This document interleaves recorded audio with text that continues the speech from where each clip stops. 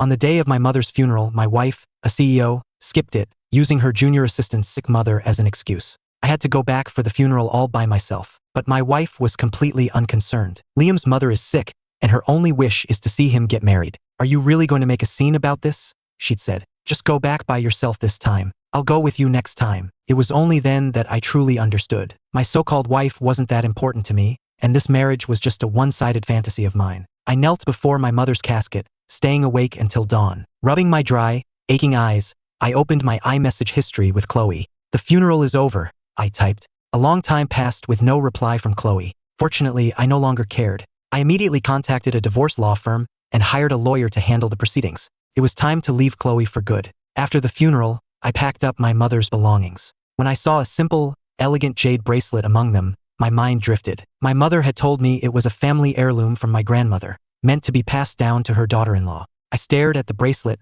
lost in thought. Just then, a message from Chloe popped up. Honey, I'll be busy with a wedding photo shoot and a family portrait for the next few days, so I won't be home. I didn't reply, just let out a bitter, self-deprecating laugh. How absurd. My own wife was taking wedding photos, but not with me. I carefully wrapped the jade bracelet. Even though it was my mother's wish, I would never let this heirloom, meant only for my wife, fall into Chloe's hands. She didn't deserve it. Late that night, I saw Chloe had posted on Facebook. It was a family portrait with Liam and his parents. The caption was simple, one big happy family. In the photo, Liam's arm was wrapped around her waist. They were gazing at each other, their eyes filled with happiness. I'd almost forgotten Chloe could be so gentle. Or perhaps she always was, but only for the people she truly cared about. After placing my mother's urn in its niche, I got a call from my Aunt Sarah. Ethan, now that your mother is gone, I'm worried about you being all alone in New York. Why don't you come out to California and live with me? I was silent for a long moment before answering with absolute certainty. Okay,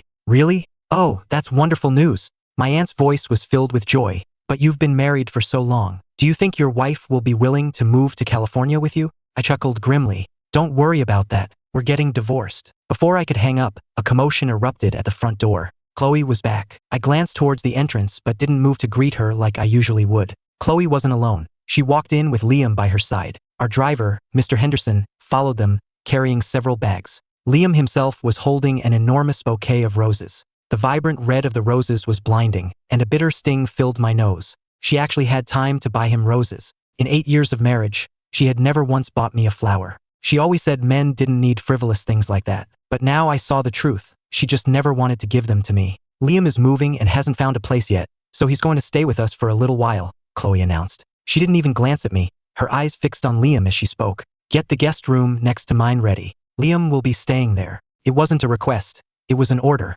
It was as if we weren't married, and I was just the hired help. A guest was moving in without my consent, yet I was expected to prepare his room. Chloe, I can get it myself, really? We don't need to bother Ethan, Liam said. Liam looked up, radiating a youthful energy that reminded me of myself years ago. Seeing how close they were, I suddenly laughed. It seemed I'd always been an unlucky person. Fate had never been on my side. My own mother, the only family I had left, passed away on my birthday, and the woman I loved so deeply fell for someone else 6 years into our marriage. What's with the sarcastic attitude? Is it really necessary? Liam is just staying for a couple of days. Is that worth getting worked up about? Ethan, you're being so petty. Chloe snapped, noticing the smile on my face. I shook my head. No, it has nothing to do with him. But before I could finish, Liam's eyes welled up. You know what, I should just go. I don't want to cause problems between you two. A storm cloud passed over Chloe's face. You're not going anywhere. She stepped in front of Liam, her voice leaving no room for argument. I make the decisions in this house. Mr. Henderson, take his bags upstairs. The driver looked up, shot me an uneasy glance, and hesitated. Seeing this, Chloe turned to me. Do you have a problem with that? Her eyes were filled with contempt, her voice laced with a threat. I just shook my head again, my voice calm. No problem at all. I'm happy to welcome Liam into our home. No problem? Of course not. What right does a man on his way out have to an opinion? I would make a graceful exit, leave forever, and never look back. My magnanimity seemed to surprise Chloe. She stared at me for a moment, then sneered. Since you're so okay with it, why don't you help Mr. Henderson carry Liam's bags upstairs? She was probably trying to humiliate me for embarrassing her in front of her assistant. My face paled slightly, but I quickly forced a smile. Sure. With that, I turned and started helping Mr. Henderson with the bags. I was being so understanding, so accommodating. Logically, Chloe should have been pleased. But for some reason, watching me carry the luggage upstairs without a word of protest seemed to irritate her even more. The room was ready in no time. As I was about to head downstairs, Liam walked in. Ethan, thank you so much for letting me stay. He grabbed my hand, shaking his head with a dramatic sigh. If it weren't for you and Chloe, I don't know what I would have done. As he held my hand, the back of his was turned up, and a brilliant flash of light caught my eye. On his ring finger, Liam was wearing a ring that looked exactly like my wedding band. No, that wasn't quite right. The diamond on Liam's ring was bigger, brighter, more brilliant. Next to it, my own wedding ring looked like a cheap knockoff. I had already decided to leave, but in that moment, my heart still clenched with an involuntary pang of pain. Was this what they meant by out with the old, in with the new? How cruel. Just then, the doorbell rang. A delivery guy walked in with a massive cake. Wow, who ordered a cake? Liam exclaimed. Chloe, it's not my birthday today. I know your birthday is next week, Chloe replied without looking up. But I did order your cake early. Maybe the bakery got the date wrong. While everyone looked confused, the delivery guy called out, Isn't Ethan here? The cake is for Ethan. It's from your aunt, he continued. She asked me to tell you that she knows today is a difficult day, but she doesn't want you to dwell on your sadness. She's so glad you were born. Happy birthday. The living room fell silent. Everyone turned to look at me. For once, Chloe looked a little guilty. She spoke awkwardly. It's your birthday today? Why didn't you tell me? Liam's birthday wasn't for another week, yet she had already ordered his gift and cake, but she had completely forgotten mine. It made sense. Why bother remembering details about someone you don't care about? Oh right, it is my birthday.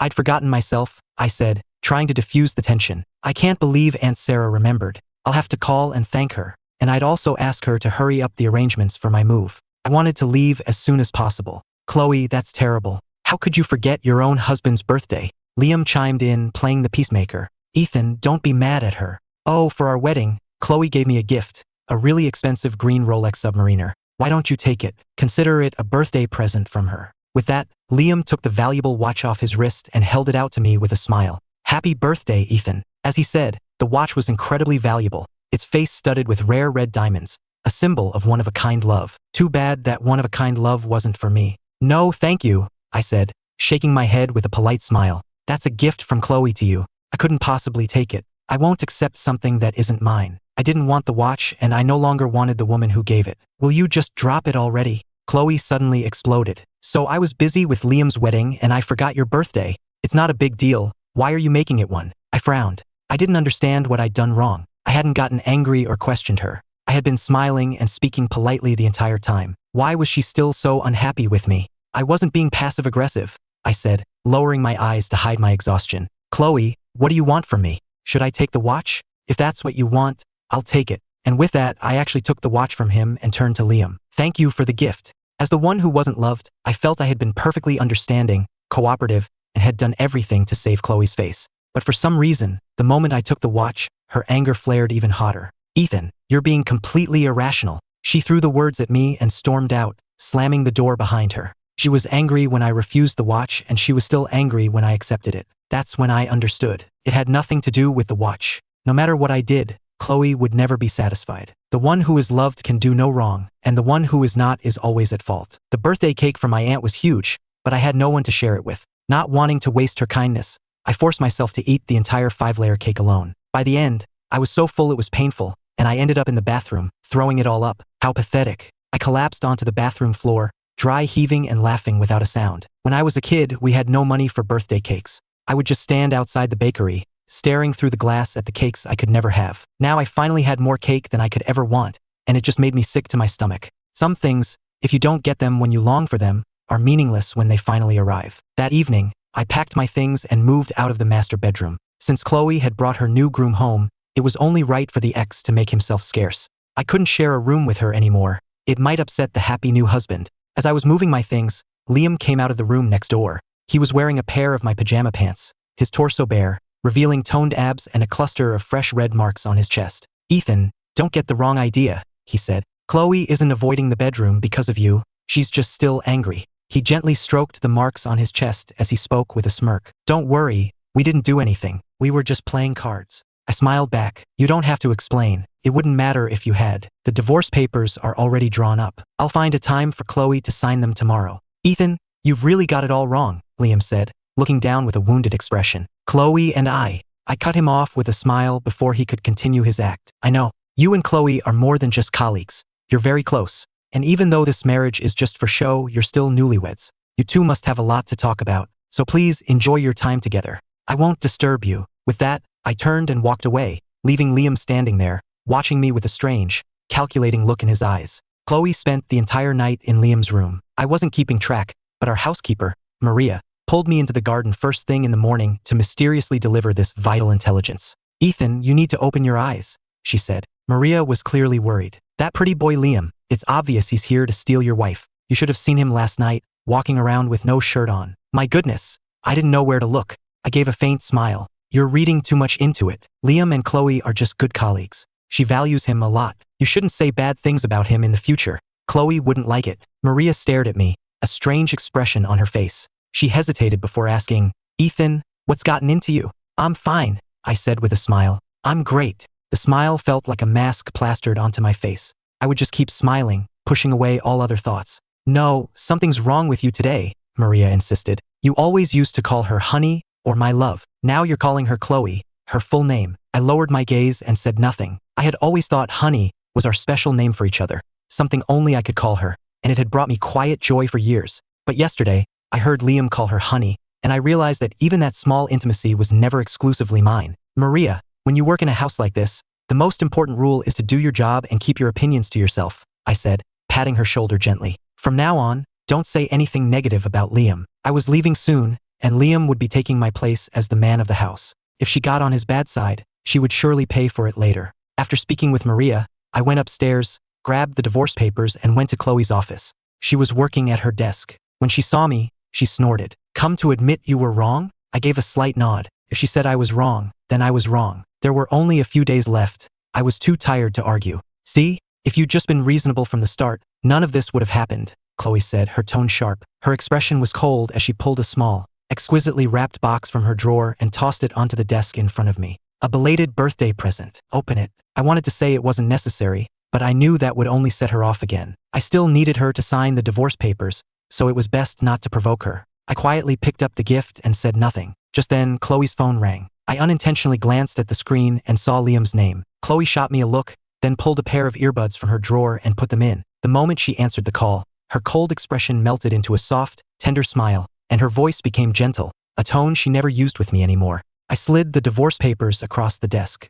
Sign this. Without even looking at them, she scribbled her signature while continuing to laugh and chat with Liam. I frowned, hesitating. Aren't you going to read it? No need, she said impatiently. It's just about the funeral arrangements for your mother, right? You handle it. If there's anything else you need me to sign, just give it to my assistant. And stop blowing up my phone for no reason. Your constant calls last time made me miss several important business calls. I scoffed internally. She probably had no idea my mother was already buried. Mom had terminal brain cancer, and while Chloe had arranged for her to be in the best hospital in the city, her condition had deteriorated daily. Her moments of clarity grew shorter, the periods of confusion longer. Most days, she didn't even know who I was. Her doctor told me we couldn't wait any longer. She needed surgery, or she wouldn't make it through the week. I was frantic. I called Chloe 3 times in a row, and each time she sent me to voicemail. The 4th time, she finally picked up, only to yell at me. What do you want? I'm busy. Stop bothering me. The doctor knew I was married into the Miller family, so he suggested Chloe use her connections to bring in a specialist from Johns Hopkins for a consultation. It would significantly increase the surgery's chance of success. I thanked him and then sat in the hospital hallway, phone in hand, watching the minutes tick by. I waited until 6 p.m., her usual time to leave the office. I called again. No answer. She must be working late, I thought. I'll just wait a little longer. I waited until midnight to try again, but the call wouldn't go through. Took me a moment to understand. She had blocked my number. For the entire next week, Chloe didn't come home. My calls wouldn't connect, and my messages went unanswered. And just like that, my mother missed her window for the surgery. Was Chloe really that busy? So busy that in the same week she blocked me, she had time to stage a wedding for Liam and order his birthday cake? I couldn't let myself think about it any longer. I closed my eyes, steadied my trembling hand, and walked out of her office with the signed papers. Maria prepared a beautiful lunch spread, but Chloe's friend Jessica, who had dropped by, started picking fights before she even sat down. Ethan, you're usually the one who cooks. Why the day off? Jessica was deliberately trying to stir up trouble. Is it because Liam's here now? You think you're too good to cook for him? At her words, Chloe's expression hardened. She stared at me with icy eyes, waiting for my response. The irony was suffocating. As her husband, I didn't even have the right to refuse to cook for her boy toy. The dishes I'm best at are all pretty spicy, I said, keeping my eyes down. Liam prefers milder food. I was afraid he wouldn't like my cooking, so just make something without chili. Jessica retorted, unsatisfied. Jessica, stop it, Liam interjected, playing the mediator. Ethan is older, and he's Chloe's husband. We should be respectful. Besides, I think what Maria made looks delicious. Halfway through his sentence, Liam suddenly winced, clutching his stomach in pain. What's wrong? Chloe gasped, rushing to his side to steady him. Chloe, my stomach, he groaned. It hurts so much. Liam's face was pale as he sagged against Chloe, his features twisted in agony. Chloe frowned. Why would your stomach suddenly hurt like this? Beside them, Jessica's eyes widened in mock realization. She pointed a finger at me. Oh, I know. No wonder you didn't want to cook. You poisoned Liam's food. You have a guilty conscience. That's why you've been avoiding the kitchen all day. The accusation was so absurd I was almost speechless. I haven't set foot in the kitchen all day. How could I have possibly poisoned his food? Just because you weren't in the kitchen doesn't mean you couldn't have paid someone to do it for you, Jessica sneered. When I got here this morning, I saw you and the housekeeper whispering in the garden. I bet you were plotting to poison Liam right then. Good heavens, miss, you can't say such things. Maria cried out, defending herself. I'm just a housekeeper. I would never dare to poison anyone. Then what were you and Ethan whispering about in the garden this morning? Jessica pressed. Maria shot me a helpless look, unsure of what to say. With Chloe and Liam right there, she couldn't very well repeat our morning conversation. Cat, got your tongue? I knew you two were up to no good, Jessica declared triumphantly. Liam, should I call the police for you? She continued, gloating. Poisoning someone's food is practically attempted murder. At the mention of the police, Liam's expression of pain intensified. He clutched Chloe's hand, crying out, Chloe, it hurts so much.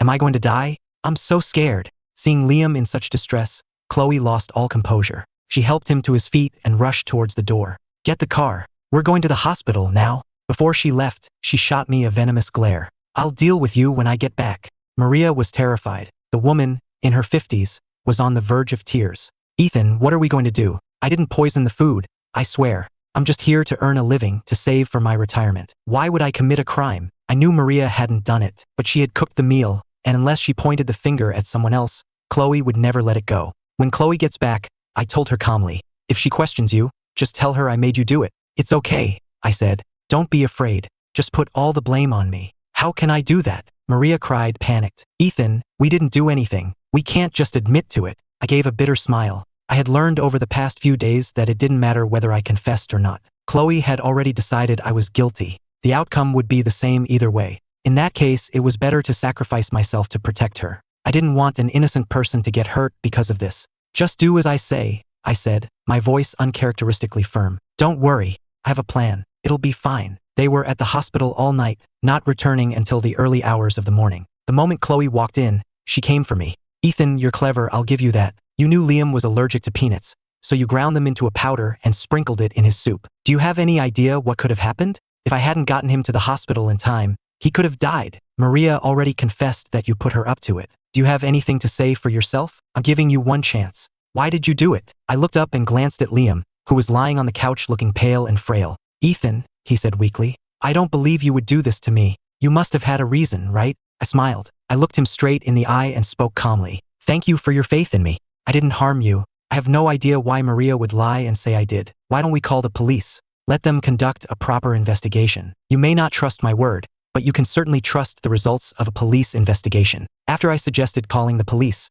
both Liam's and Chloe's reactions were telling. Liam avoided my gaze, while Chloe flew into a rage. Ethan, do you really think I wouldn't call the police because I'm afraid of what would happen to you? Oh, Chloe, I know you would. I answered her silently in my head. But your little lover won't let you. He knows his petty tricks might work on you, but they won't fool the police. How embarrassing would it be if they discovered he put the peanut powder in his own soup? And just as I predicted, Liam spoke up anxiously. Chloe, don't. Ethan is still your husband. You can't send him to jail over me. Besides, I'm fine now, aren't I? And even if you don't care about him, think about the Miller family's reputation. If your husband goes to jail, it'll be a scandal. The company's stock will plummet. Persuaded by Liam, Chloe finally backed down and didn't call the police. But just because there would be no police didn't mean there would be no punishment. Ethan, Liam is kind and doesn't want to press charges, but that doesn't mean you're getting away with this. Chloe called in her bodyguards to restrain me. Her every word was laced with venom. You are going to experience the exact same pain that Liam went through tonight. Bring me the mixture. She had the guards hold my jaw while she forced a vial of some unknown liquid down my throat. It took effect almost immediately. An agonizing pain ripped through my stomach. I collapsed, sweating and convulsing on the floor, the pain so intense I nearly blacked out several times. Chloe stood over me, watching my agony with a cold, detached expression, not even a flicker of emotion on her face. "Hurts, doesn't it?" she said coolly. "That's how much pain Liam was in after he drank the soup you poisoned. Remember this pain," she said. "Maybe it will teach you a lesson." I bit down so hard my gums started to bleed, but I refused to make a sound. "Don't worry, Chloe. I will remember this pain. This is the price of loving you. I've learned my lesson. I won't make that mistake again." The agony lasted for an entire day, only subsiding late that night. I was drenched in a cold sweat, my face pale and bloodless. Meanwhile, Chloe had taken Liam to visit his family in his hometown. She sent me a single text: "Wait for me to get back before you bury your mother." 2 days later, Chloe called again. She told me to pick her up at the train station. I was confused. She had driven when she left, so why was she taking a train back? When I got to the station, I understood. Standing with Chloe and Liam was a large group of their relatives from back home, all chattering loudly. Chloe explained impatiently, "Liam's mother and some of his family are here for a visit. You'll need to help entertain them." I didn't need her to tell me who they were. The same greedy look in their eyes was a perfect match for Liam's. I said nothing, showed no reaction. Liam walked over, a smug look he couldn't hide in his eyes. "Sorry to trouble you, Ethan. Thanks for coming all this way. I told her we could just get a cab, but Chloe insisted you come get us. So embarrassing." He smiled and held out his hand. I stared at him, expressionless, and made no move to shake it. Liam's smile faltered. Chloe's voice was sharp. "Are you blind? Or did you leave your manners at home?" Before I could respond, Liam's mother, a woman with shrewd, calculating eyes, grabbed Chloe's arm. "Chloe, dear, there's only one car? How are all of us supposed to fit?" "I can call an Uber," Chloe offered. But Liam's mother stopped her before she could pull out her phone. "Oh no, we can't have you do that. Just have your driver get his own cab. The car is big enough for the 3 of us." Chloe looked at me, a rare hint of uncertainty in her eyes. I didn't care in the slightest. I tossed the car keys to Liam. "Fine by me." Chloe nodded, satisfied, and gestured at me with her chin. "Well, get to it. Don't keep my family waiting." With that, the 3 of them got in the car and drove off. As they left, I saw the triumphant, arrogant looks on the faces of Liam and his mother. They had no idea that I truly didn't care anymore. By the time I got Liam's relatives settled at their hotel, Chloe was already waiting for me downstairs. "Liam and his mother want to come with me to your mother's funeral," she said as I approached. "They're changing now. Wait in the car. When they're ready, you can drive us all there." "No," I said without a moment's hesitation. "My mother valued her privacy. And besides, they're strangers. It's not appropriate." Chloe was instantly annoyed. "But I already promised them. They were just saying how kind I am. They came all this way. It's a gesture of goodwill. What's the harm in them paying their respects?" "A gesture of goodwill?" I scoffed, more like crocodile tears. I wanted no part of their goodwill. I was about to refuse again when Liam and his mother emerged from the hotel lobby. Liam was dressed appropriately in a black suit with a white flower on his lapel. But when I saw what his mother was wearing, my expression soured. She was wearing a long, bright red dress. She looked like she was going to a party. Was she trying to pay her respects at my mother's funeral? Or was she just trying to provoke me? "You're wearing that to a funeral?" I asked coldly. My cold tone didn't faze her in the slightest. She just rolled her eyes at me, muttered "no taste," and then turned to Chloe. "Chloe, dear, what do you think? Is this outfit okay for today?" Chloe rushed to her side, taking her arm and showering her with compliments. "It's perfect. Absolutely perfect. You should wear colors like this more often, Mom. It makes you look so festive and young." I stared at Chloe, my eyes wide with disbelief. She thought that was appropriate? Without even a glance in my direction, Chloe smiled and helped Liam's mother into the car. When she saw I hadn't moved, she frowned. "What's your problem now?" "I just married her son. The woman wants to wear something cheerful. What's wrong with that? Are you really going to get angry about this?" I looked at her calmly and forced a smile. "You're right. I'm being petty." Ignoring her confused expression, I got into the driver's seat. I knew then that I couldn't hold out any hope for her anymore. There was no room for my mother in her heart. In the car, Chloe seemed to sense my mood. Her expression was complicated, and she tried to speak several times, but I cut her off each time. "It's rush hour. Don't distract me while I'm driving." My cold tone made her flinch, but she finally fell silent. Liam's mother, however, was not pleased. "Chloe, what is wrong with your driver? He has no manners at all. You should fire him." I didn't care. In fact, I almost laughed. Who did she think she was to talk to me like that? Chloe looked embarrassed. "Mom, don't be angry," she said. He speaks without thinking sometimes. Please don't mind him." Liam's mother sighed dramatically. "You've really had it rough all these years, dear. The first time I saw you, I knew you were meant to be a part of our family. I just adore you." She even pretended to wipe away a tear. "Don't cry, Mom," Liam said, patting her arm. "Everything's worked out for the best.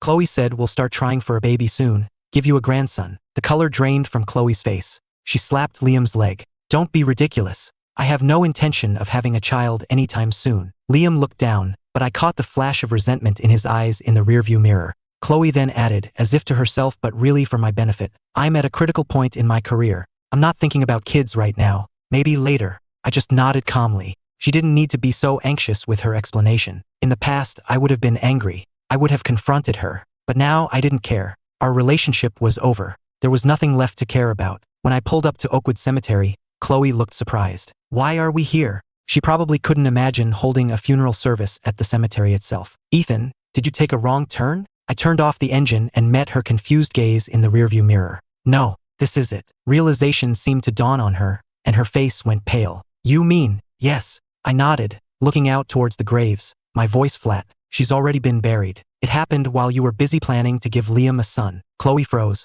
When she snapped out of it, she lunged at me, grabbing my arm with a furious expression. You did this on purpose, didn't you? I told you to postpone the funeral. I shook her off, my voice dripping with sarcasm. Do you think the world revolves around you? Does everything have to be on your schedule? The funeral date was set. Were we supposed to just leave her body out because you couldn't be bothered to show up? Chloe fell silent. Liam's mother couldn't resist chiming in. What was the big rush? A wonderful girl like Chloe was willing to attend her employee's mother's funeral. You should be honored. Instead of being grateful, you blame her. You're so unappreciative. Liam nodded in agreement. Exactly. You're just ungrateful. After everything Chloe does for you, you can't even consider her feelings. My expression remained like stone. I was unmoved. I was always considering Chloe's feelings, but who ever considered mine? Who considered my poor mother? After a long silence, Chloe took a deep breath. Where is her grave? Take me to it. I shook my head. You can go. They can't. I gestured to Liam and his mother in her party dress. Their presence would be a disgrace to her memory. I won't allow it. Liam's mother's face fell, but before she could protest, Chloe cut her off. Fine, just the two of us. I led the way with Chloe following close behind. The entire walk, she peppered me with questions. Why did you hold the funeral without my permission? You could have at least told me. What are people going to think of me, her daughter-in-law? Skipping my own mother-in-law's funeral? Do you want people to talk about me behind my back? When I didn't respond, she couldn't stand it any longer and stepped in front of me, blocking my path. You don't care about me at all anymore, do you? Looking into her furious eyes, I felt nothing. The date of the funeral was set weeks ago. You knew that. Why would I need to send a special invitation? And didn't I text you after it was over? You're the one who didn't reply. What right do you have to question me now? Chloe's expression changed. She pulled out her phone, scrolling through it to check something. I watched as her face flushed, then slowly drained of all color. When she looked up again, her eyes were filled with guilt. I'm sorry. I didn't see your message. I didn't mean to ignore it. I let out a sharp, humorless laugh, cutting off her pathetic excuse. Is that supposed to help now? She's already in the ground. What do you want me to do? Dig her up so you can have a do-over? How can you say that? Chloe cried. Her expression turned to anger.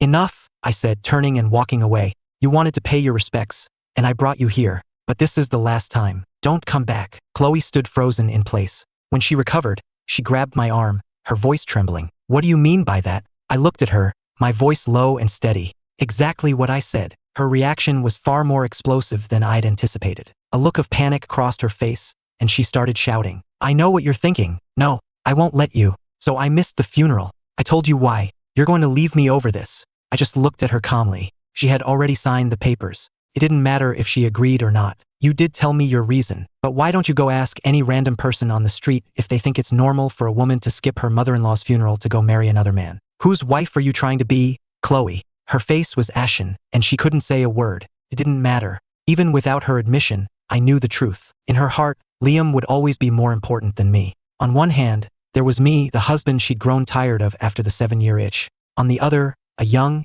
energetic, handsome man. The choice was obvious. I just feel sorry for him, Chloe tried to explain, but her voice lacked any conviction. She had used that line countless times. Every time we fought about Liam, she claimed it was just pity. I remember once I forgot my keys and called her to ask if she could bring them to me. But it was Liam who showed up with a key to our apartment. I often have to pick up files for Ms. Miller, so she gave me a key to make it easier, he'd said with a smirk. You don't mind, do you? A stranger, coming and going from our home as he pleased. What was she thinking? I confronted her about it at her office that day, telling her she shouldn't be giving our key to an outsider. Her reply was a knife to the heart. What do you mean, an outsider? Liam is like a little brother to me. What's wrong with asking him to grab a file or a change of clothes from the apartment? You have such a dirty mind. Stop projecting your insecurities onto others. A dirty mind? It was laughable. She really thought my concerns were just a product of my own dirty mind? After that day, I never mentioned the key again. Even when I saw Liam letting himself into our home, I said nothing. There were countless other incidents just like it. Whenever it came down to a choice between me and Liam, Chloe always chose him. There's nothing going on between us. I just feel sorry for him. Don't you trust me? For a while, those phrases were all I ever heard from her. And with every repetition, I could feel her dismissiveness and her growing impatience with me. In the past, her words would have broken my heart. Now I felt nothing. What happened with my mother's funeral was the final straw. I was just too tired. I didn't want to love her anymore. I looked at Chloe, then calmly turned away. Let's go. Don't waste any more time. Pay your respects and then we're done. She followed me, about to say something else, when a voice from behind us cut her off. Chloe. Liam ran up to us out of breath. My mom got upset and wandered off by herself. We have to go find her. Chloe panicked. How could you let that happen? You couldn't even keep an eye on her? Call 911. We'll search the area. She took a few steps, then paused and turned back to me. Ethan, Liam's mother is elderly. She could be in danger. You go on home. We'll talk tonight. Before I could say a word, she rushed off without a backward glance. Watching them disappear, I laughed bitterly to myself. It was just as I'd expected. I knew she would choose him without a second thought, yet a small part of me had still held out hope. That was my mistake. I walked to my mother's grave and whispered, I'm sorry, Mom. It's my fault. I've decided to divorce Chloe. She doesn't deserve to be your daughter-in-law. I could still remember how, in her final days, the thing she worried about most was my marriage to Chloe. She had urged me again and again to cherish my wife, to always be the one to compromise. I held her hand and promised I would. And now I was about to break that promise. After leaving the cemetery, I went straight to my office, walked into my boss's office, and handed in my resignation. I had wanted to take a position overseas for a while, but Chloe had always been vehemently against it. Now, with my only remaining tie to this place gone, I no longer had to care what anyone else thought. As for Chloe, I couldn't care less. She had signed the papers. Whatever she did from now on was no longer my concern. No matter where you end up, keep working hard. Make us proud, my boss said, respecting my decision. As I left the building, I pulled out my phone. Looking at the long list of missed calls from Chloe, I just felt exhausted. Just as I was about to turn it off, a new text came through. It was from Chloe. Liam's mother is feeling a little down, so I'm going to stay with her tonight. I won't be home. I raised an eyebrow. How novel. The first time she'd ever bothered to let me know she wasn't coming home. I opened iMessage and replied with a single letter, K. My phone started ringing a second later. I declined the call and sneered. So now she was in a hurry? I was just giving her a taste of her own medicine, and she couldn't take it. I scrolled through our message history. Her most common reply to me was that single letter. But she hadn't always been like this. She used to love sharing her day with me, telling me what she was planning to cook for dinner, or gossiping about her coworkers. She used to talk about all the beautiful places we would travel to together. I could feel her excitement in every message, and I always replied with the same enthusiasm. I loved the feeling of being needed, of being important to someone. But somewhere along the line, her desire to share just vanished. So I started being the one to reach out first. I learned to cook her favorite foods. I asked about her day. I told her about mine. I shared every piece of good news with her. But most of my messages went unanswered. And when she did reply, it was always with a cold, dismissive K. Eventually, I stopped trying. Not because I didn't want to talk to her, but because I was tired. Every time I saw that one letter, a wave of exhaustion washed over me. In 8 years of marriage, we had gone from passionate lovers to strangers. Most of our conversations weren't about connecting, but about our endless conflicts. It seemed like any little thing could set off another fight.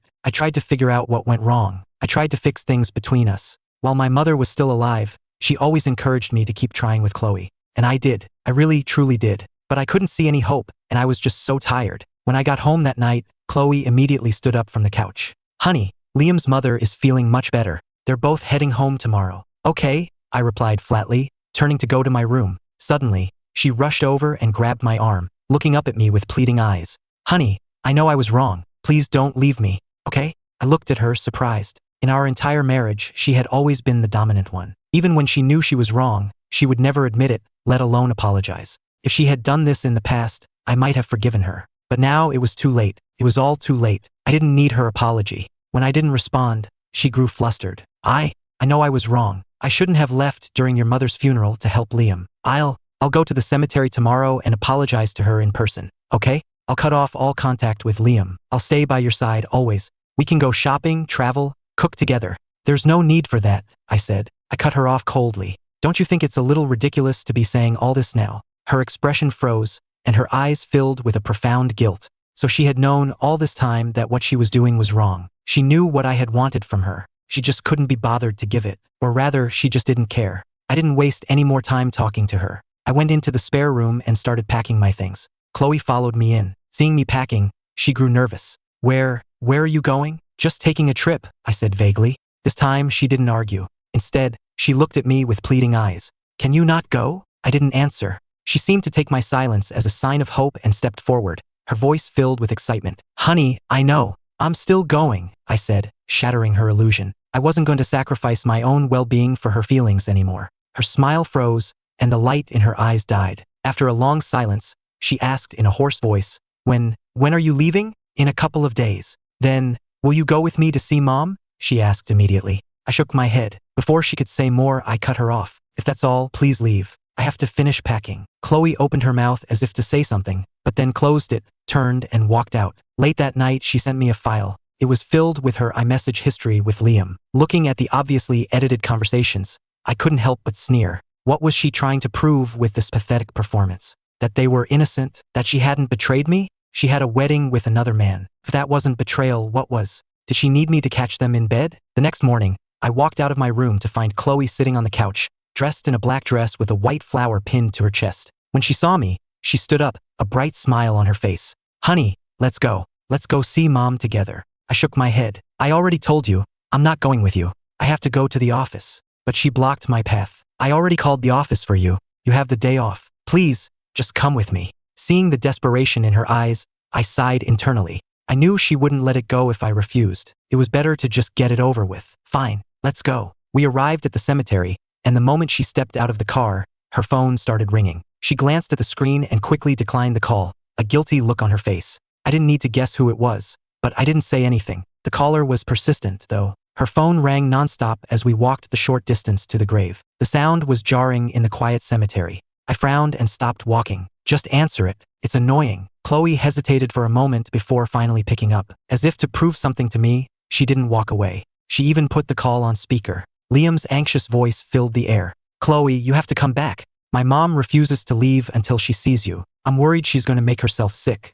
Please, you have to come back. A flicker of worry crossed Chloe's face, but when she saw me looking, her voice turned cold and firm. If it's an emergency, call an ambulance. I'm busy. There was a pause on the other end, then Liam's voice, pleading. Please, Chloe. She only wants to see you. Just this one last time, please. Chloe didn't answer, her eyes filled with conflict. I knew she was making a choice. I didn't say a word to try and sway her. I just stood there, waiting. After a moment of silence, she turned to me. Honey, just wait here for me. I'll be right back. I gave a small smile. Okay. It was exactly what I had expected. There was no reason to be disappointed. After Chloe left, I walked to my mother's grave alone. I stood there for a long time just looking at her picture on the headstone. The sky grew dark. I checked the time. 5 hours had passed. Chloe hadn't returned. She hadn't even called. I took a deep breath, knelt before her grave, and bowed my head 3 times. Then I stood up. Mom, I'm leaving now. I'll come back to visit you every year on your anniversary. When I got home, Aunt Sarah called. I forced myself to sound cheerful as I answered.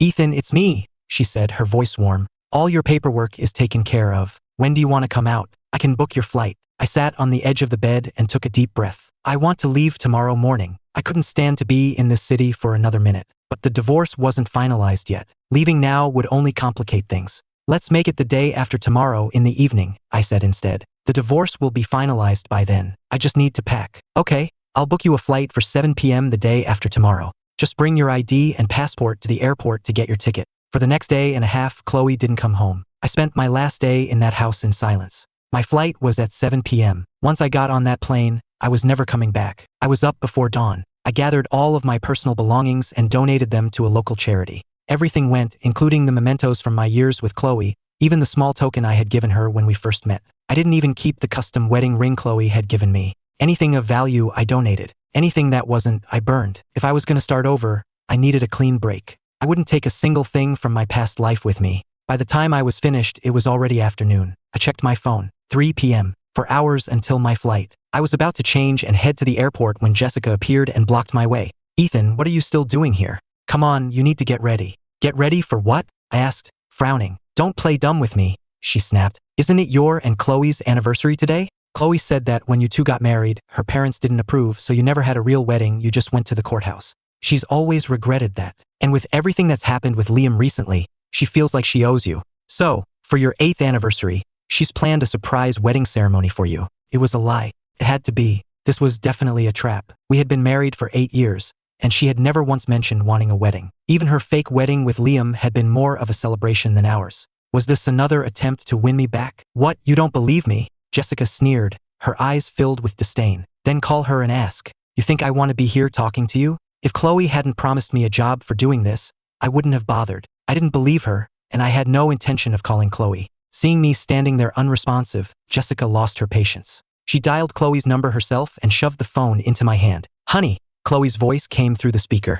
I know you've been through a lot lately. Let me make it up to you today. Everything is arranged. Just go with Jessica and get changed. I'll see you at the wedding. I frowned. What was she planning? What was her endgame? I was sure it was all a lie. And yet, the moment I put on the custom-tailored suit Chloe had ordered for me, my resolve wavered. That's just how people are. You know something is impossible, but you can't help but hope. What if this time it was real? I had been losing for so long. Maybe it was finally my turn to win. I decided to go. There was still time before my flight. With the desperation of a gambler, I went to attend this one in a million wedding. I was dressed by 4 and at the venue by 5. I pushed open the doors to the banquet hall, and a bucket of ice-cold water fell on me from above. The hall erupted in laughter. Behind me, Jessica was laughing so hard she was crying. You idiot, Ethan. Did you really think Chloe was throwing a wedding for you? You moron. Today is Liam's birthday. This isn't your dream wedding. It's his birthday party. The hall was filled with people, all of them presumably there for Liam's birthday. Liam was there too, wearing a suit identical to mine, except his was perfectly dry, crisp, and immaculate. This suit was actually made for Liam, Jessica taunted. Looks good, doesn't it? Chloe was planning on having their real wedding ceremony today. Ethan, Chloe, and Liam are the ones who are really in love. You're just the fool who got in their way. If you have any dignity left, you'll leave on your own. It'll be much more embarrassing if we have to throw you out. I wiped the water from my face, a profound sadness washing over me. Ethan, you really are a fool. After being played by fate so many times, how could you fall for it again? You knew it was a lie, but you came anyway. What were you trying to prove? Just how pathetic you really are. I turned and walked out of that suffocating room. I hailed a cab and told the driver to get me to the airport as fast as he could. The first thing I did when I got there was run to the restroom and start tearing off the suit. I had to get it off. All of it. The suit felt tight, constricting, couldn't breathe. This whole suffocating life was choking me. Finally, with a frantic rip, the suit and shirt tore apart. I left the ruined clothes on the floor of the grimy airport bathroom and pulled a black jacket from my bag. My phone was vibrating nonstop. I pulled it out and saw dozens of missed calls from Chloe. It looked like she'd been calling me ever since I got in the cab. There were over 30 of them. I hadn't heard a single one. The phone was still buzzing. Another call from Chloe. I ejected the SIM card, snapped it in two, and threw it in the trash. It was almost 7. I got my ticket, went through security, and boarded the plane. Just before takeoff, I deleted all of my social media accounts. A flight attendant came by and asked me to turn off my phone. I smiled and nodded. The screen went dark just as the plane began to accelerate down the runway. I leaned back in my seat and closed my eyes. I'm not going to say goodbye, Chloe, because I hope we never meet again. After I had gone, Chloe entered the hall in a wedding gown, carrying a large bouquet of roses. Jessica, why are you the only one here? Where's Ethan? She asked, confused. I told you to bring him here. Jessica was clearly guilty, her eyes darting around, unable to meet Chloe's gaze. But her words were still sharp. He left. He was tired of you paying all your attention to Liam, so he just walked out. He just walked out? Chloe was stunned. Impossible, she muttered. He wanted this wedding more than anything. Why would he just leave? She thought she knew me. She thought that even though I'd been distant since my mother's death, deep down, I still loved her. In 8 years, I had never once contradicted her, never questioned her decisions. No matter how cruel she was, I always silently endured it. Just a few days ago, she had forced me to drink that poison, and I had acted as if nothing had happened. She had probably felt a little guilty afterwards, thought she had gone too far. But it didn't matter. My solution was always just to get away for a bit, right? She probably thought the surprise wedding on our anniversary would be the perfect way to make it up to me, to win me back. Just then, Chloe noticed the puddle of water on the floor. Her expression turned cold, her eyes glacial. What happened here? Tell me the truth. Jessica's bravado vanished. She shot a desperate, pleading look at Liam. Seeing her look, he walked over and gently took Chloe's hand. Chloe, it's my birthday. Can't you just focus on me today? Why worry about anything else? He was still wearing the suit. Chloe frowned. Why are you wearing that? Isn't that the suit I had made for Ethan? Liam's face fell, a look of pure devastation on his face. Chloe, you didn't have this suit made for me? Chloe snorted. Liam, I suggest you remember your place. I only went through with that ceremony to grant your mother her dying wish. You didn't actually think I would marry my junior assistant, did you? The color drained from Liam's face. He stammered, Chloe, what are you saying? I don't understand. You don't understand? Then let me spell it out for you, Chloe said. A cruel smile played on her lips. You're nothing but a social climber. Did you really think my pity meant I actually liked you? That's hilarious. You're not even in my league. Liam looked utterly defeated, shaking his head and muttering, No, that's not possible. You love me. Why else would you have brought me into your home? Why would you have forced your husband to drink that poison? You love me, right? Chloe said nothing. After a long moment, she looked up, her eyes filled with a cold fury. I was just amusing myself with you. Did you really think I was interested? I saw through you and your mother's little scheme from the very beginning. I was just playing along. I was going to use today to put you in your place, but it seems you got ahead of yourselves. With that, she turned from Liam's stricken face and fixed her glare on Jessica. What happened here? I want an explanation now. Jessica was terrified. She had never imagined that I was the one Chloe actually loved. All her scheming today had just backfired spectacularly. Chloe had only told her to bring me to the venue. The rest was all Jessica's idea. But when Liam showed up, she had assumed the anniversary and the wedding were all just a ruse. That's why she had orchestrated the whole humiliating prank. And the suit had been part of it. She thought Chloe had arranged it all to humiliate me. So while Chloe was getting into her wedding dress, Jessica had gone to the rental shop and demanded they give the second suit to Liam. She had been so proud of herself, so sure that Chloe would be pleased with her initiative. But instead, she was met with Chloe's fury. Jessica, I won't ask again. What did you do? Chloe's voice was dangerously low. Where is Ethan?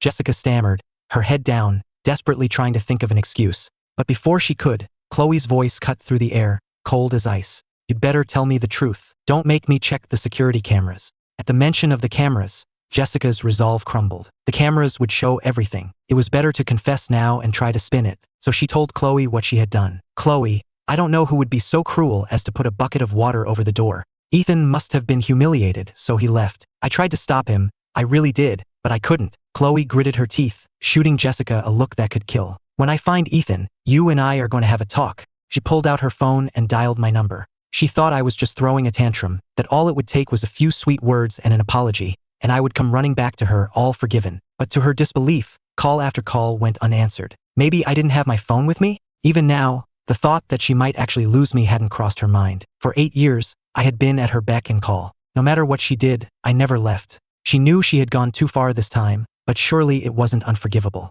She immediately called the hotel manager and ordered him to send his staff out to find me. You have 1 hour. Find him. Jessica, eager to get back in her good graces, volunteered to help with the search. She wasn't being helpful. She was afraid I would tell Chloe what she'd done, so she wanted to find me first, to threaten me into silence. But an hour passed, and there was no sign of me. Chloe was furious, but it did no good. The sky grew dark, and I was still nowhere to be found. Desperate, Chloe started calling friends and family, all while sending me a constant barrage of texts. Honey, where are you? Please, just let me know you're safe. I know you misunderstood. There's a reason for everything. Let me explain it to you in person. At first, her messages were patient, pleading. But after a night of silence, her patience wore thin. Ethan, have you made your point? Stop being childish. I know you're hiding somewhere nearby, doing this on purpose. I'm giving you 1 hour. Come and see me now. If you don't, you can forget about me ever forgiving you. After sending the text, Chloe was sure I would come running back, begging for her forgiveness. The thought calmed her down considerably. She called off the search and strolled back into the banquet hall. Liam was still standing there. Chloe sneered. You're still here? What? Were you hoping to attend my wedding? At her words, Liam burst out laughing, a twisted, manic sound. Ha ha ha. Chloe, you don't actually think he's coming back, do you? Of course he is, Chloe said confidently. He loves me. No matter what I do, he always forgives me. He's the only man in the world who loves me that much. Liam's laughter grew louder, more unhinged. Chloe, I never knew you could be so stupid. No man, no matter how patient, would tolerate his wife moving another man into his home, especially when their relationship is so suspicious. Why do you think Ethan was so accommodating? Why didn't he care when I moved in? Ha ha ha. It's because he doesn't love you anymore. Because he doesn't love you, he doesn't care. Chloe's face went rigid with fury. Shut up, she snarled. Don't you dare act like you know anything about us. A homewrecker like you wouldn't know the first thing about real love. She called for security to restrain him, but Liam just kept laughing. If you know him so well, then tell me, where did he go? What does he like? When is his birthday? Do you even know? Chloe froze. She couldn't answer a single question. I knew everything about her, but she knew nothing about me. Ha ha ha ha. Is that what you call true love? Pathetic. Liam spat. I have to hand it to Ethan. I don't know how he put up with you for 8 years. I would have been gone long ago. Shut up, Chloe screamed, slapping him hard across the face. A red handprint bloomed on his cheek, but he just kept laughing. You just wait. Ethan is never coming back. You could wait until the day you die, and he will never come back. Chloe was shaking with rage. She kicked him. Shut up, you disgusting homewrecker. Don't you dare project your filthy thoughts onto Ethan. He will come back. He loves me more than anyone in the world. What would a parasite like you know about love? She started kicking him wildly, and if the hotel manager hadn't returned and pulled her off, she might have seriously hurt him. After Liam was taken away in an ambulance, Chloe collapsed onto the floor, staring at her phone. It's been so long, she whispered. Why aren't you back yet? The hotel manager sighed. Ma'am, I was able to find out some information about your husband. Chloe's head snapped up. Where is he? Did you find him? The manager shook his head, looking uncomfortable. No. But I did find out that this morning, he donated all of his belongings to charity,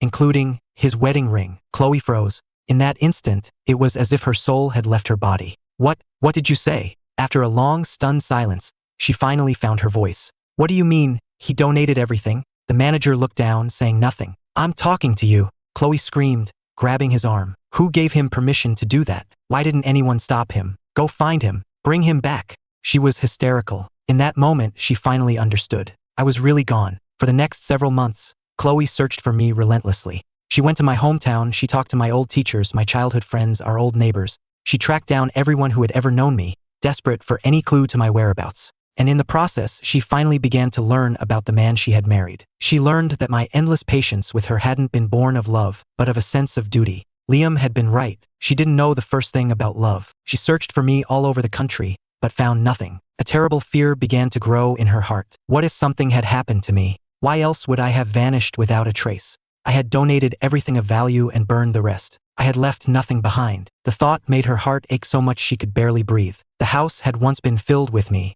Now it was empty. There was nothing left for her to even look at to remember me by. Ethan, how could you be so cruel? She whispered through her tears. But I can't even blame you. I did this to myself. During her search, my relatives had treated her with nothing but contempt. Only then did she begin to understand the true depths of her cruelty. She had brought another man into our home and made me prepare a room for him. She had been a terrible wife. Thinking of all the monstrous things she had done, she broke down, sobbing uncontrollably. Liam was right. She deserved this. Meanwhile, I had no idea that Chloe was searching for me. I had thrown out my SIM card and deleted all my social media. I never received a single one of her messages. And I didn't want to. My past life felt like a nightmare I had finally woken up from. Now that I was free, I wanted nothing to do with that life. I had left the city I knew, flown thousands of miles, all for a fresh start. I was leaving it all behind, and Chloe was part of what I was leaving. Ethan, didn't you major in art in college? Aunt Sarah asked me over dinner one night. I've seen you out sketching lately,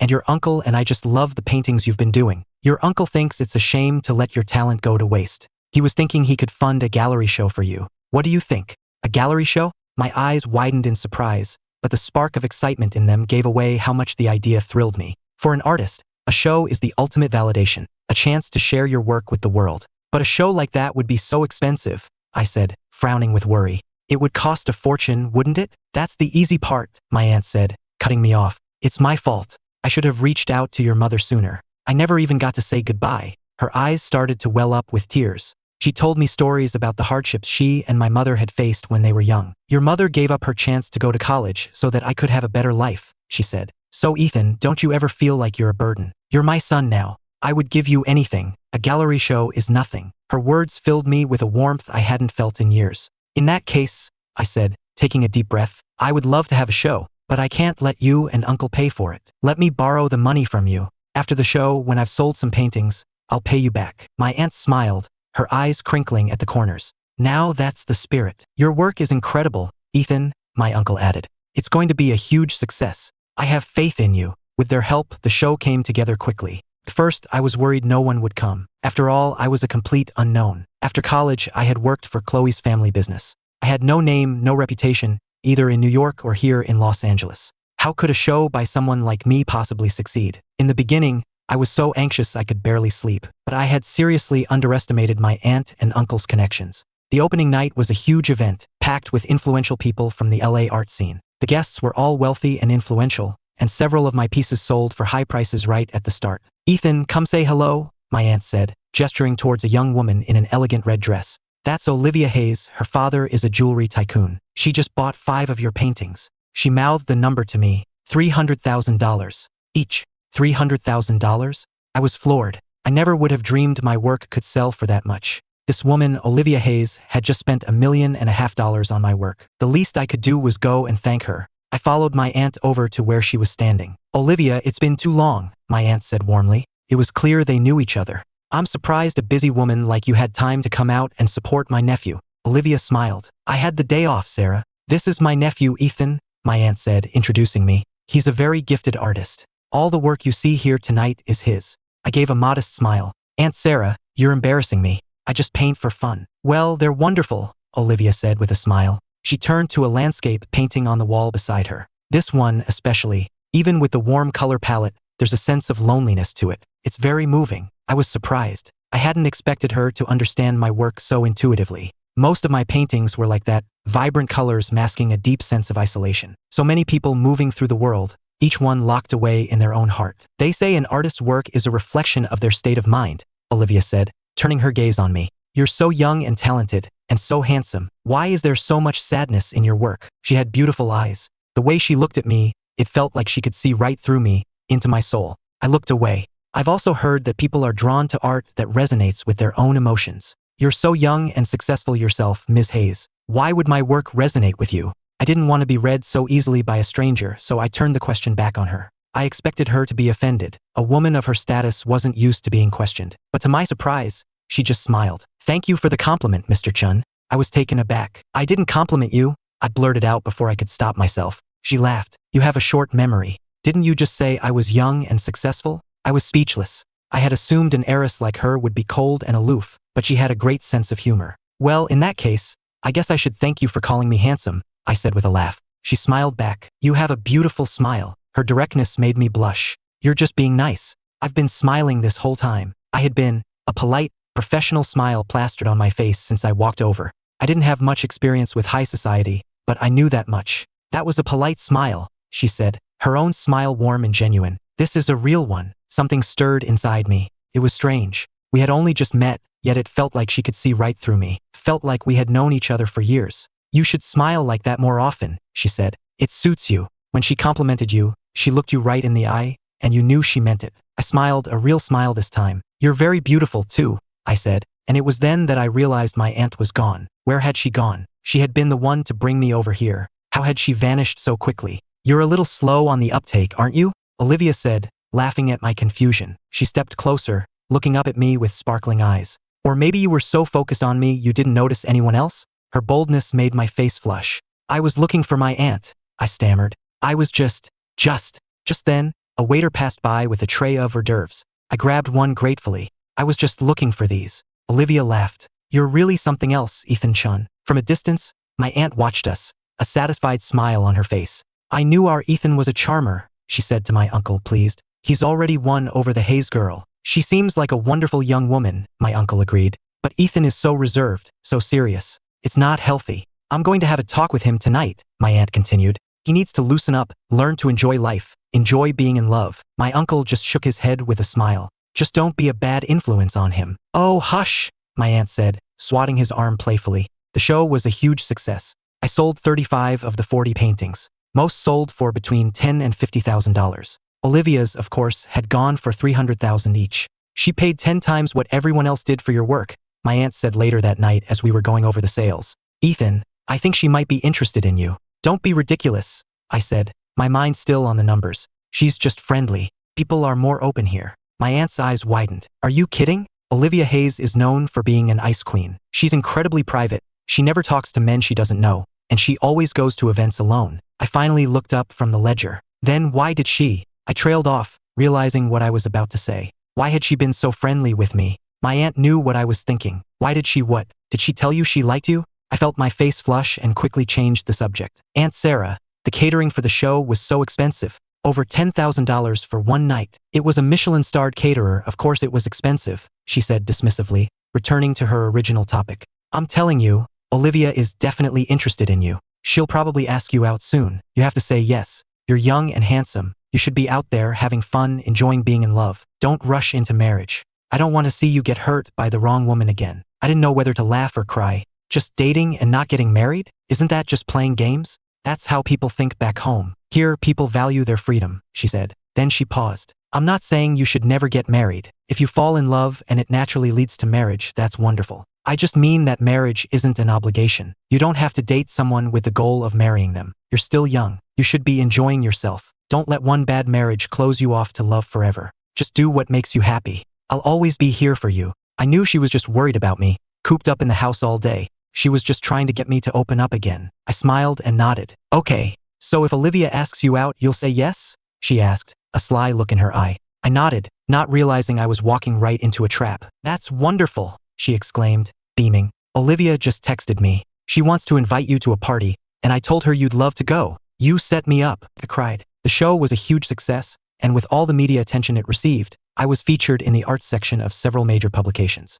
One reporter even called me the art world's newest rising star. My aunt was thrilled. They're absolutely right. Our Ethan is a star. Every one of his paintings is just filled with so much soul. I didn't know whether to laugh or cringe, but that was just how my aunt was. She had adopted the American style of parenting, endless, unconditional praise. Even if a child did something wrong, you were supposed to praise their honesty before you corrected their behavior. Having lived in the States for so long, my aunt had fully embraced this philosophy. No matter what I did, she would praise me to the heavens. I could make a simple pasta dish and she would act like I was a Michelin-starred chef. But I had to admit, her constant praise was good for me. For so many years, I had been constantly put down. My mother had loved me, of course, but the stress of her illness and my failing marriage had drained me completely. I had never experienced such unconditional support. In all my years of marriage, Chloe's family had never once accepted me. Living in that constantly oppressive environment had made me withdrawn and insecure. But my aunt's praise was helping me to rebuild my confidence. It was like a ray of sunshine breaking through a dark and stormy sky, illuminating a world I had forgotten existed. I was starting to realize that maybe I wasn't so worthless after all, that I was worthy of praise. Here, there were women who admired me, who treated me with a respect Chloe never had. They respected me. They praised my work and my dedication. I was starting to see that I had good qualities, qualities I had forgotten I possessed. I had been in that oppressive environment for so long I had started to believe I was worthless. But now I was finally free, and I was surrounded by people who loved me. My show had been a local sensation, and I had been featured in the arts section of the Los Angeles Times. But it was all local news. I wasn't worried about Chloe seeing it and finding me. She had never cared about art. She always said artists were useless, and that art was just overpriced junk for rich idiots. I even thought to myself with a bitter laugh that even if she did see it, it wouldn't matter. She was probably with Liam now. She wouldn't care where I was. But I was wrong. In the months since my disappearance, Chloe had been searching for me frantically, even neglecting her company. Her search for me had become an obsession. No one could reason with her.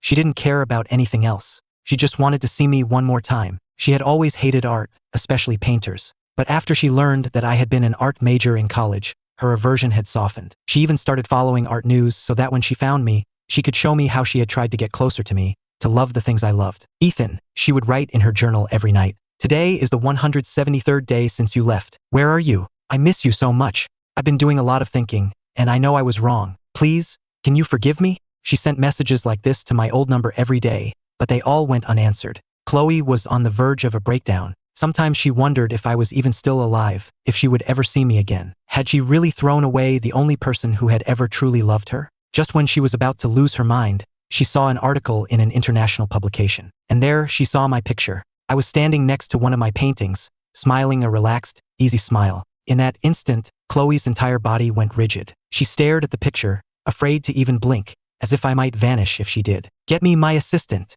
she yelled. Her voice was shaking with excitement. "I want every piece of information you can find on this art show. Now!" Her team was efficient. In less than an hour, she had the name of the gallery, its address, and the name of the show's organizer. "The show was organized by a Mr. Evans," her assistant reported. "But we believe Evans is just an alias for your husband, Ethan. Is his middle name. We can confirm he is in Los Angeles." After all this time, she finally had a lead. Chloe was so overwhelmed with relief she almost started crying. Without a moment's hesitation, she booked the next flight to Los Angeles. This time, she wouldn't let me go. The moment she landed, she went straight to the gallery and started asking around the neighborhood. Finally, just before nightfall, she found my address. She rushed over, expecting to find me in some modest apartment. Instead, she found herself standing in front of a sprawling mansion in Beverly Hills. A house like this in this neighborhood had to be worth tens of millions of dollars. How could I possibly be living here? She frowned. Had she been given the wrong address? Despite her doubts, she walked up to the front door and knocked.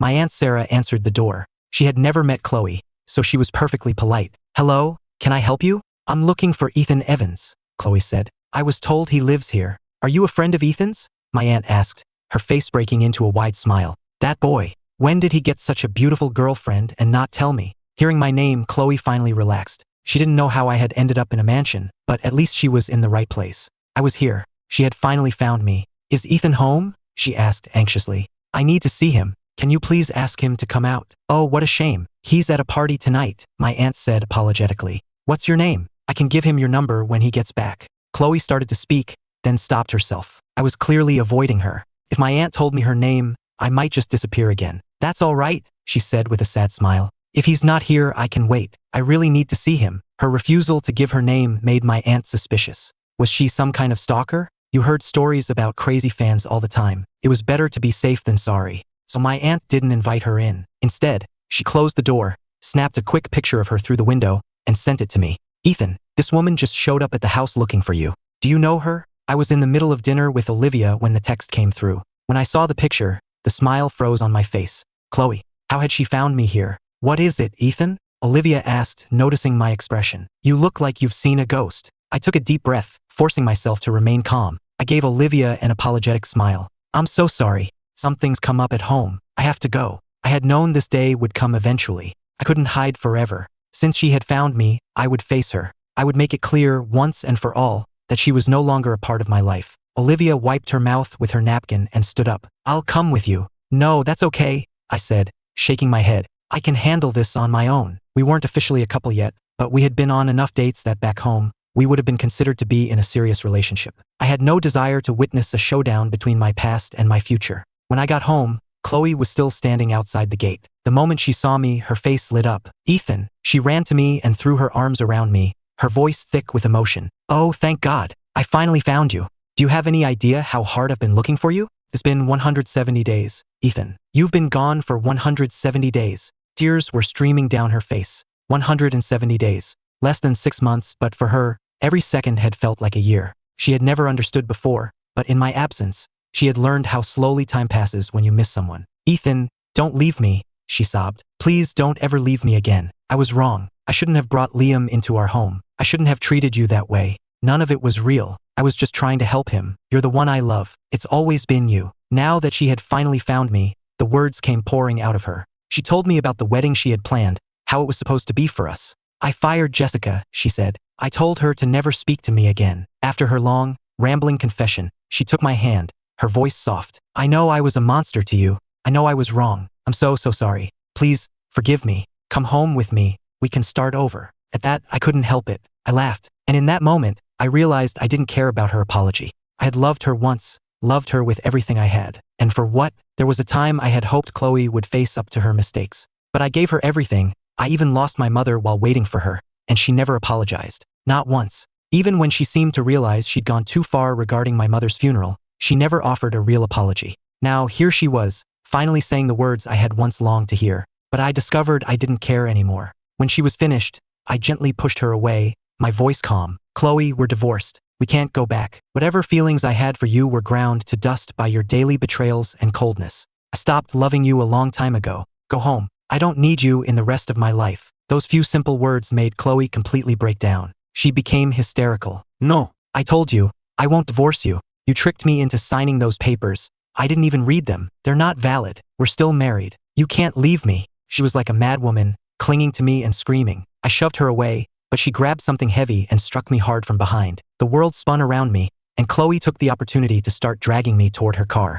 In the nick of time, I heard the sound of running feet, and someone shoved Chloe hard, sending her to the ground. I looked up and saw Olivia panting. Olivia, what are you? Olivia rushed to help me up. You looked so pale when you left. I was worried, so I followed you. Bitch! Chloe screamed, scrambling to her feet. Seeing us together, she was shaking with rage. You bitch! Get away from my husband. With a snarl, she lunged at Olivia. But Olivia was no pushover. She grabbed Chloe by the hair and sent her sprawling with a sharp slap. Ha! Didn't you hear him? He already divorced you. He has nothing to do with you anymore. Those words sent Chloe into a frenzy. She scrambled up and the two women started fighting. Ignoring my dizziness, I moved to pull them apart, but Chloe was blinded by rage and wouldn't let go. Finally, my uncle came out of the house. He yelled for them to stop, then grabbed Chloe and started slapping her across the face. My head throbbed. I didn't realize people took sides like this when breaking up a fight. My aunt stood on the porch, calmly watching and cheering her husband on. Get her! Hit the bitch! I was just so tired of it all. Chloe, for all her fury, was no match for a grown man and was soon on the ground, bruised and sobbing. Chloe, go home, I said, stopping my uncle. When I needed you, you were never there. I don't need you now. You don't have to be in my life anymore. But Chloe wasn't going to give up. She gritted her teeth and said, No, Ethan, it took me so long to find you, and I'm not leaving without you. I lost you once, so I'll just have to win you back. As long as you're not married, I will pursue you until you love me again. In the past, hearing her say that might have moved me. Now all I felt was disgust. Do whatever you want. With that, I turned and left with Olivia. True to her word, Chloe began a relentless campaign to win me back. She sent flowers daily, had expensive meals delivered, and sent countless gifts. But the flowers were never accepted, the gifts were always returned, and the food went straight into the trash. But still, she didn't give up. When gifts failed, she resorted to pity plays. She stood outside my gate on a cold, rainy night, shivering until